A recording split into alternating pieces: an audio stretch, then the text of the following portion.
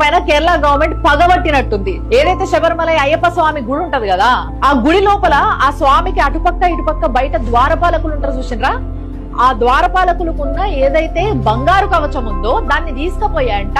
ఏ information లేకుండా చెన్నైలో కరిగిచ్చిర్రట. ఎవనబ్బ సొమ్మని తీసుకుపోయినరు బయటికి, నాకు అర్థం కాదు. అక్కడ ఆల్రెడీ హైకోర్టు ఆర్డర్స్ ఉన్నాయి. అసలు గుళ్ళ నుంచి బయటికి బంగారం పోవడానికి వీలు లేదు. ఒకవేళ బంగారం పని ఏమైనా చేయించేది ఉన్నా కూడా గుడి లోపలనే జరగాలి అని చెప్పేసి తర్వాత హైకోర్టు ఒక స్పెషల్ కమిషన్ వేసి అసలు ఏం జరుగుతుందో తెలుసుకోండి అని అంటే, అవును బంగారం బయటికి పోయిందని వాళ్ళు చెప్తే అప్పుడు అవునవును కరిగించినాము, అది పాతది కదా కొత్తది చేపిస్తున్నాము అని అంటే దాన్ని పాతది అనరు, దాన్ని యాంటిక్ అంటారు. తెలివి ఉండాలి ఇంతనన్నా. ఇట్లా హిందూ దేవాలయాలున్న అత్యంత విలువైన వస్తువులు ఏవైతున్నాయో వీటిని బయటికి పట్టుకపోవాలి. అవేవో పాతింప సామాన్లు అన్నట్టు అవి అమ్మేసి ఇగో కొత్త తెచ్చినాం కదా బంగారువి అని చెప్పేసినట్టే ఉన్నది కథ.